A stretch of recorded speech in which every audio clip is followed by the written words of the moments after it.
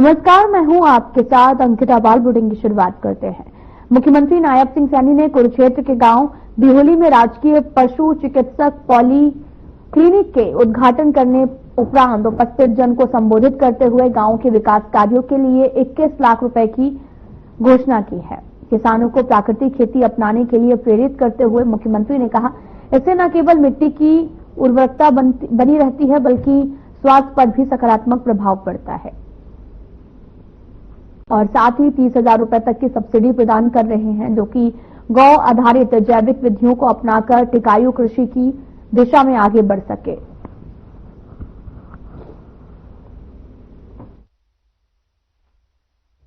आज का ये दिन हम सब के लिए बड़े गर्व का दिन है।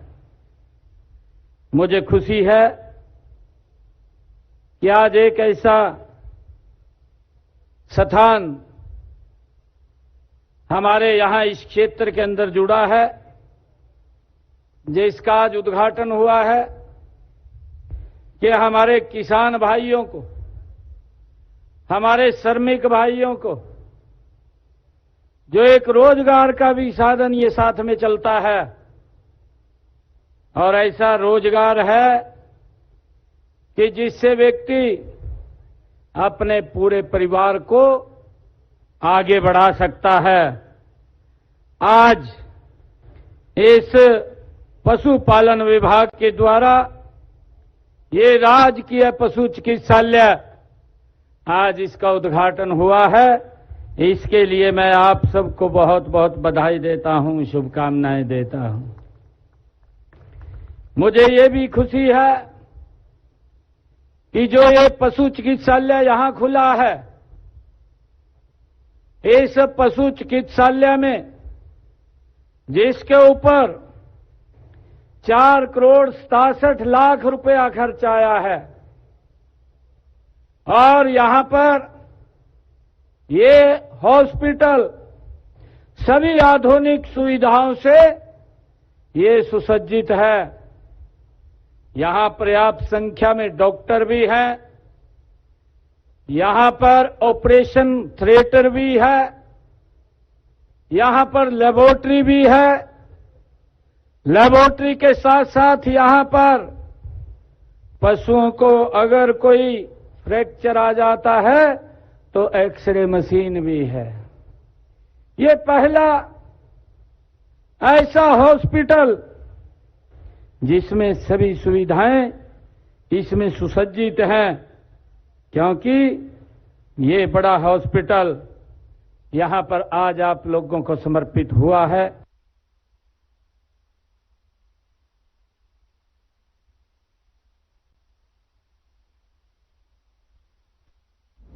लाडवा विधानसभा के गांव मथाना के गौवंश धाम एवं अनुसंधान केंद्र में गौ चिकित्सालय का मुख्यमंत्री नायब सिंह सैनी ने शिलान्यास किया है।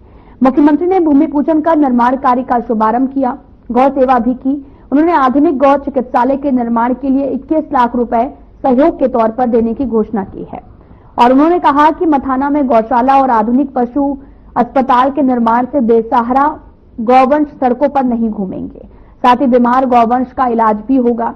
इसके साथ ही क्षेत्र के पशुपालकों को भी अपने पशुओं का इलाज करवाने की जो सुविधा है वो प्राप्त होगी और प्रदेश की गौशालाओं में चारा के लिए 270 करोड़ रुपए की राशि जारी की जा चुकी है और साथ ही गायों की सुरक्षा के लिए प्रदेश सरकार ने सख्त कानून भी बनाए हैं।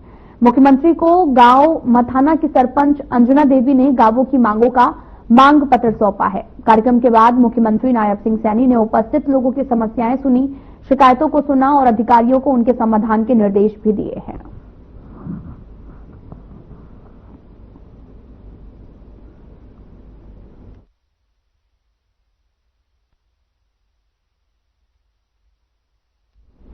हरियाणा के राज्यपाल बंडारू दत्तात्रेय ने भी राजभवन में आयोजित गरिमामय शपथ ग्रहण समारोह में हरियाणा के पूर्व मुख्यमंत्री, आपको बताते चले कि पूर्व मुख्य सचिव और नवनियुक्त मुख्य सूचना आयुक्त, राज्यपाल ने मुख्य सूचना आयुक्त और सूचना आयुक्तों की भूमिका को लोकतंत्र में पारदर्शिता और जवाबदेही सुनिश्चित करने में महत्वपूर्ण बताया है। उन्होंने नवनियुक्त आयुक्तों से अपेक्षा व्यक्त की कि वे निष्पक्षता, ईमानदारी, समर्पण के साथ अपने कर्तव्यों का निर्वहन करें ताकि सूचना के अधिकार को और सशक्त किया जा सके।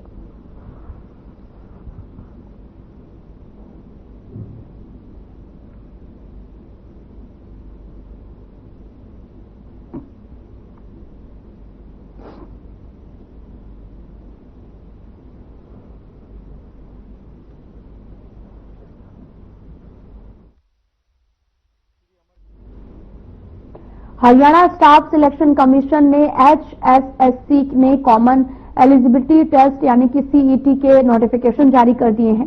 28 मई से वन टाइम रजिस्ट्रेशन के लिए अप्लाई कर सकेंगे। इसकी लास्ट डेट 14 जून है। 16 जून तक शाम 6 बजे तक फीस जमा करा सकते हैं। नोटिफिकेशन में स्पष्ट किया गया है कि एग्जाम 100 नंबर का होगा। इसके लिए 1 घंटा 45 मिनट मिलेगा।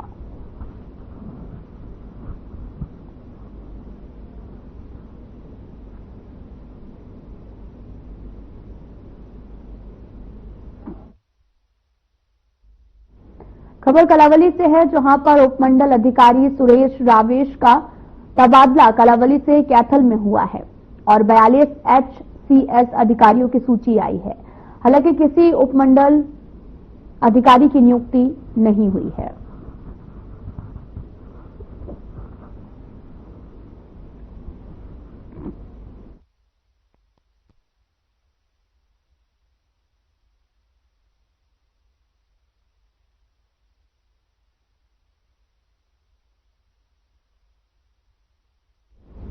हरियाणा के रेवाड़ी में सोमवार को ग्रीवेंस कमेटी की बैठक में मंत्री विपुल गोयल ने तहसीलदार को चार्जशीट आदेश भी दिए हैं और ये कार्रवाई कंकड़वाली जोहड़ तालाब की पैमाइश में देरी के कारण हुई है। स्थानीय लोगों ने नगर परिषद को पत्र लिखकर जोहड़ की पैमाइश कराने को कहा। नगर परिषद ने इस संबंध में तहसीलदार श्रीनिवास को 4 महीने में 4 बार पत्र लिखा, लेकिन पैमाइश नहीं कराई गई। बबीता और सुमन नाम की महिलाओं ने मंत्री के सामने इस मामले की शिकायत की, जिसके बाद मंत्री गोयल ने तहसीलदार श्रीनिवास को कहा, रिपोर्ट बनाने में 4 महीने लगते हैं क्या? इन्हें चार्जशीट करो। बैठक में विधायक के साथ में तमाम लोग भी मौजूद रहे।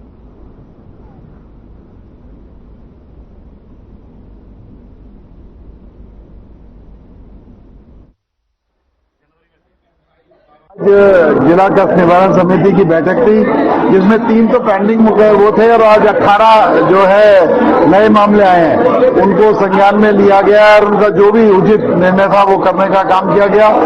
कुछ जो है दिक्कतें थी उनको पेंडिंग रख दिया गया। रिपोर्ट के लिए कमेटी बना दी, वो अपनी रिपोर्ट देगी और उसका निर्धारण हो गया। अगले हफ्ते 10 दिन के अंदर उनका निवारण हो जाएगा और अगली मीटिंग के अंदर उसकी रिपोर्ट आ जाएगी। बिजली पानी की काफी समस्या है, घर में कर रही सभी अधिकारियों को निर्देश दे दिए गए हैं। रेगुलर जो है डिप्टी कमिश्नर की अध्यक्षता में और सारे एचओडी अपने अपने डिपार्टमेंट के लोगों को बैठकर मीटिंग करेंगे। बारिश आ रही है, ना तो पानी की समस्या कोई हो, ना जल भराव की समस्या हो और ना ही बिजली की कोई समस्या हो, ऐसे आज यहाँ पर आदेश दिए गए हैं।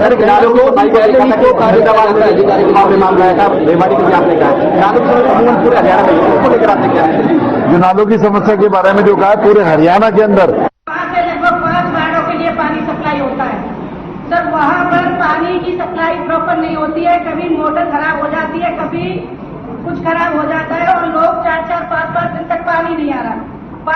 इस रिगार्डिंग मैंने डीएमसी महोदय को फोन किया था कि भाई साहब अगर पानी नहीं आ रहा तो आप या तो हैंडपंप का टेंडर लगवा दीजिए, सुधर जाए जो पुराने लगे हैं, और अगर वो नहीं सुधर रहे हैं तो हर वार्ड में 1-1, 2-2 हैंडपंप लगवा दें।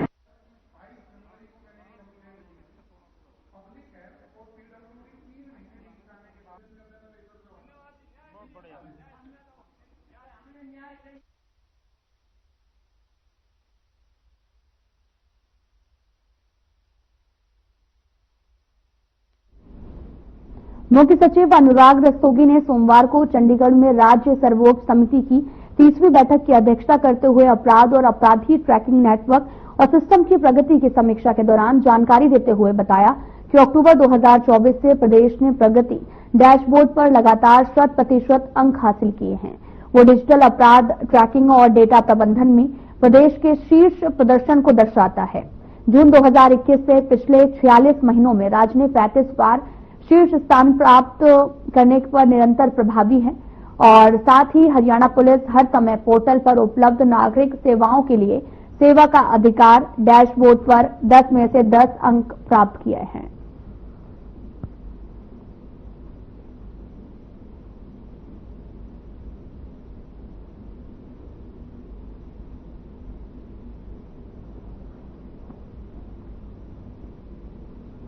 कांग्रेस नेता भूपेंद्र सिंह हुड्डा ने प्रेस कॉन्फ्रेंस के इस दौरान उन्होंने बीजेपी नेताओं को जमकर घेरा है। उन्होंने कहा कि बीजेपी नेता लगातार मर्यादाएं लांघ रहे हैं। पहले मध्य प्रदेश के उप मुख्यमंत्री और मंत्री ने सेना और वीर सैनिकों के विरुद्ध गैर जिम्मेदाराना बयान दिया है। अब हरियाणा के बीजेपी सांसद ने आतंकी हमले के शिकार और शहीदों के विरुद्ध बेहद ही निम्न स्तर की टिप्पणी की है। ऐसे बयान नाकाबिले बर्दाश्त हैं।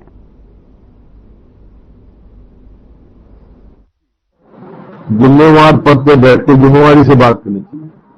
जो उन्होंने डिस्कशन की बातें कही हैं वो स्वीकार्य नहीं है और इसका संज्ञान महिला कमीशन को भी लेना चाहिए और बीजेपी को भी उनके खिलाफ कोई न कोई कार्रवाई करनी चाहिए ताकि लोग ऐसा बयान देने से आगे बढ़ जाएं। ये कोई शोभनीय काम नहीं था, लेकिन अब पता नहीं हो क्या रहा है। कहीं मध्य प्रदेश का डिप्टी चीफ मिनिस्टर कुछ कह रहा है, उसके खिलाफ कोई एक्शन नहीं हो रहा है।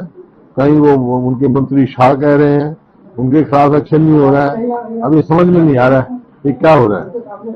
तो तुरंत बीजेपी को भी एक्शन लेना चाहिए और महिला कमीशन से भी ये है उनको भी संज्ञान लेना चाहिए।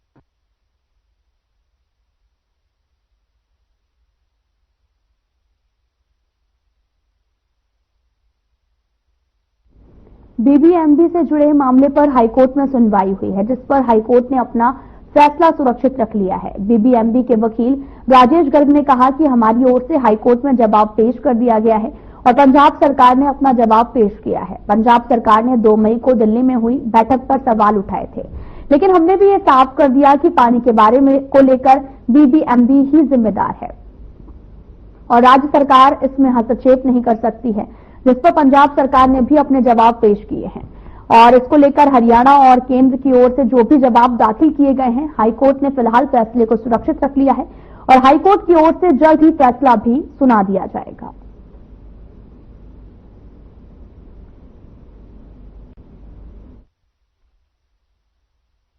देखो, पंजाब सरकार के जो आर्गूमेंट सीगे, जिस तरह मैं ਤੁਹਾਨੂੰ ਪਹਿਲਾਂ ਦੱਸਿਆ ਸੀ 2 दिन उन्होंने बहस की सामने ਤੇ 2 दिन बहस करना मतलब यही ਸੀ, जिस तरह मैं ਤੁਹਾਨੂੰ ਪਹਿਲਾਂ ਦੱਸਿਆ उन्होंने इस मुद्दे ਨੂੰ लटकाना ਸੀ 28 तरीक तक, ਜਦੋਂ कि चीफ साहब कंटेंट से संज्ञान ਲੈਣਗੇ।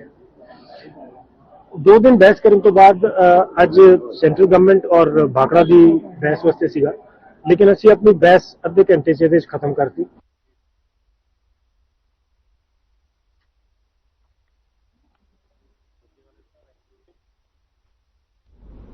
आरोही स्कूलों को लेकर हरियाणा सरकार ने आदेश दिए हैं। दरअसल कच्चे 129 पीजीटी और टीजीटी का कार्यकाल 30 जून तक बढ़ा दिया गया है। हरियाणा कौशल रोजगार निगम के तहत लगे अध्यापकों को इसमें काफी ज्यादा राहत मिली है। दरअसल हरियाणा सरकार ने एक आदेश जारी किया है, 30 जून तक टीजीटी कार्यकाल जो है वो बढ़ा दिया गया है और अध्यापकों को भी अब काफी ज्यादा इससे राहत भी मिली है।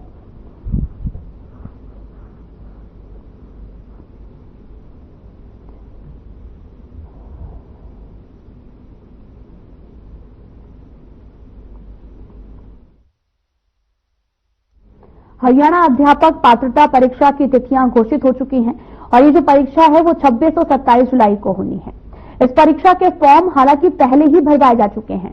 बोर्ड सचिव डॉक्टर मुनीश नागपाल के मुताबिक इस परीक्षा के लिए बोर्ड ने अपनी कमर कस ली है। बोर्ड कर्मचारियों की छुट्टियां भी अगले आदेशों तक रद्द कर दी गई हैं। साथ ही बोर्ड सचिव डॉक्टर मुनीश नागपाल के अनुसार परीक्षा की तिथियां घोषित हो चुकी हैं और अब सबसे जरूरी कार्य सेंटर बनाना है। परीक्षा के लिए सीसीटीवी कैमरे लगवाने हैं और परीक्षा में कर्मचारी अधिकारियों की ड्यूटी लगाने के साथ साथ फिक्सिंग का कार्य काफी महत्वपूर्ण है।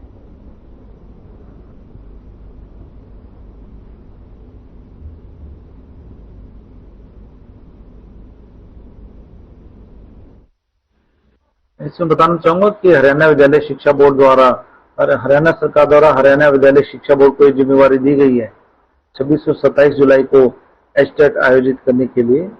तो इसमें ये काफी जो महत्वपूर्ण एग्जाम है, परीक्षा है, और पूर्व में भी अब देखते हैं पिछले 2022 में 23 में इस प्रकार का सफल आयोजन किया गया है, जिसमें 3.25 लाख से ज्यादा 3,28,000 से ज्यादा जो छात्र है उनका रजिस्ट्रेशन होया हुआ है। तो इसकी घोषणा होने के उपरांत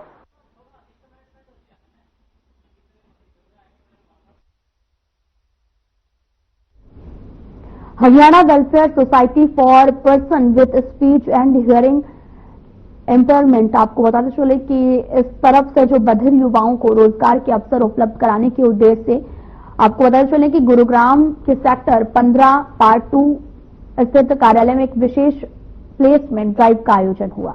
इस मौके पर 5 प्रमुख मल्टीनेशनल कंपनियों ने यहां पर भाग लिया और अभ्यर्थियों से संवाद किया। साथ ही कई प्रोफाइल के लिए चयन की प्रक्रिया भी प्रारंभ हुई। संस्था की ओर से बताया गया कि चयनित अभ्यर्थियों को 29 मई को राज्यपाल बंडारू दत्तात्रेय द्वारा नियुक्ति पत्र प्रदान किए जाएंगे।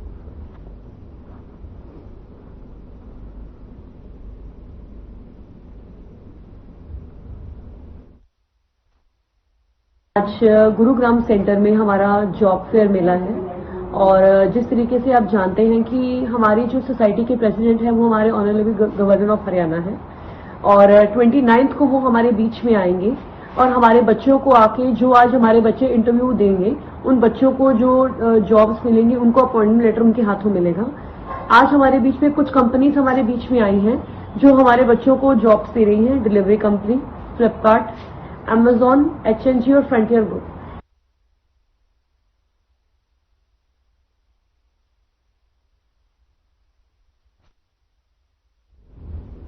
खबर बल्लभगढ़ से है, जहां पर नगर निगम की लापरवाही के बाद डीसी विक्रम सिंह यादव ने कमाल संभाली है और साथ ही खुद नालों का दौरा करने के लिए पहुंचे। पिछले 7 दिनों से गंदे पानी की सप्लाई को लेकर डीसी ने नगर निगम के अधिकारियों को दिशा निर्देश दिए हैं। डीसी विक्रम सिंह यादव ने कहा कि नालों की सफाई का काम चल रहा है, खुद भी बल्लभगढ़ के दौरा करने के लिए पहुंचे हैं और साथ ही जल्द ही जो है वो नालों की सफाई हो जाएगी, लोगों को राहत मिलेगी। वहीं चावला कॉलोनी में पिछले 7 दिनों से गंदे पानी की सप्लाई को लेकर उन्होंने अधिकारियों को दिशा निर्देश देने की बात कही है।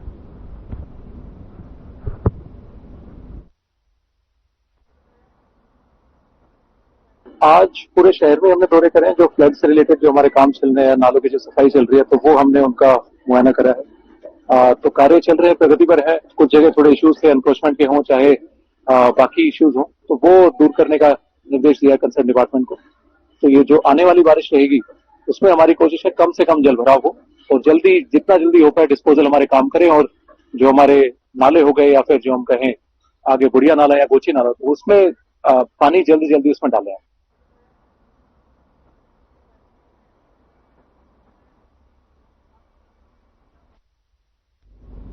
एसडीएम अशोक मुंजाल ने अपने कार्यालय में अंतर्राष्ट्रीय योग दिवस की तैयारियों को लेकर बैठक करके संबंधित विभागों के अधिकारियों को मैट, बिजली और साथ ही बिजली, पानी, अल्पाहार आदि की समुचित व्यवस्था करने के निर्देश दिए हैं।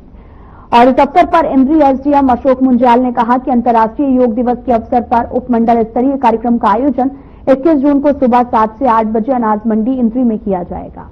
कार्यक्रम को लेकर पायलट रिहर्सल 20 जून को आयोजित की जाएगी। कार्यक्रम में स्कूल कॉलेज के विद्यार्थियों के अलावा योग संस्थाओं से जुड़े सदस्य, अधिकारी, कर्मचारी, जनप्रतिनिधि भी भाग लेंगे। कार्यक्रम के सफल आयोजन के लिए सभी प्रबंध कर लिए गए हैं। आपसी तालमेल बनाकर काम किया जाएगा।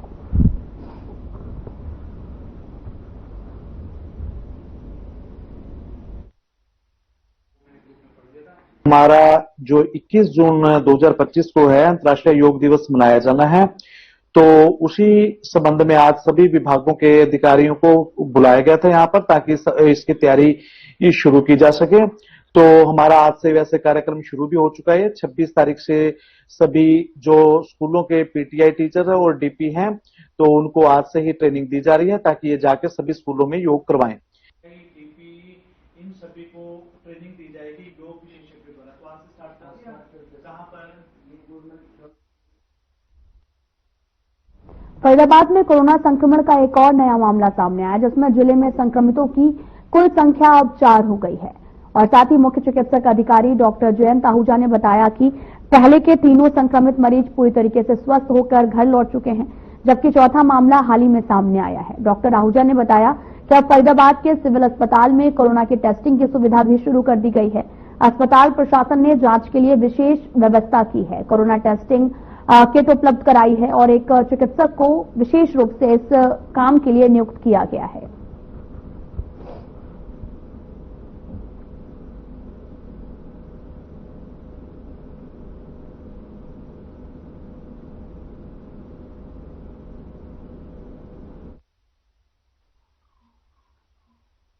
देखिए, अभी तक 4 मरीजों की रिपोर्टिंग है। 4 मरीजों में से 3 मरीज पहले से ठीक हो चुके हैं और कोरोना की टेस्टिंग के लिए हमारे पास पूर्ण सुविधाएं हैं। जिस भी मरीज को खांसी, जुकाम, बुखार या नाक बहने की शिकायत है और उसको ऐसा लगता है कि उसको कोरोना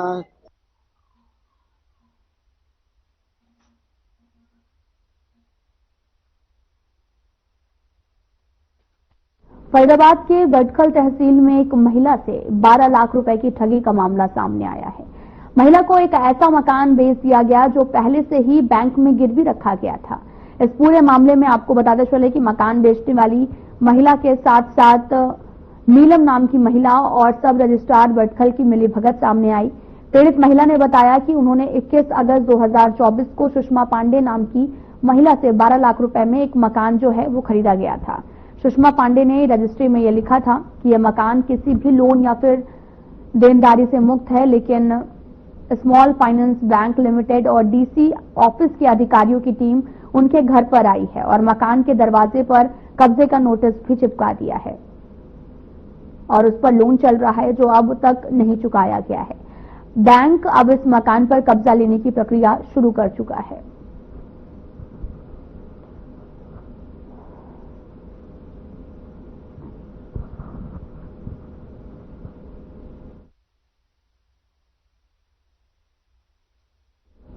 नागल चौधरी के गांव नागल कालिया के सरकारी स्कूल में अध्यापकों की आपसी गुटबाजी, राजनीति के कारण बच्चों की पढ़ाई प्रभावित हो रही है। एक महिला अध्यापिका ने गंभीर आरोप लगाए और हालात इतने बिगड़ गए कि एक अध्यापिका बेहोश हो गई है। ये स्थिति न केवल स्कूल के लिए बल्कि बच्चों के भविष्य के लिए भी चिंताजनक बनी हुई है। हालांकि मामला एसडीएम के संज्ञान में भी आ चुका है और इस पूरे मामले मेरे को धमकी दी, ये बोले कि अब की बार तो आ तो गई पर तेरा रिकॉर्ड तेरे ना चढ़ाऊं, मैं अपने चढ़ाऊंगा। मैंने कहा सर आपने तो सारे चार्ज करवा रखे, आगे तो कुछ सारा। अध्यापक कोई नशा नहीं करता, साफ सफाई आप लोग देख रहे हो, स्लीपर मेरे पास 2 साल से है नहीं। जी, स्कूल में मैम पानी की व्यवस्था भी नहीं है। पानी की व्यवस्था 2 टंकियां है स्कूल में। मैम वो दोनों टंकियां हैं, वो उनमें पानी नहीं है। स्कूल की पहले हमारे पास शिकायत आ चुकी है तो उसके लिए हमने टीम गठित कर दी थी, कमेटी बनाई हुई है। फिलहाल वीडियो में इतना ही। अब वक्त तो चला है डॉक्टर राकेश गुप्ता के साथ हमारे खास कार्यक्रम प्लस माइनस का। नमस्कार दोस्तों, पाकिस्तान एक तरफ भारत के खिलाफ साजिशें रच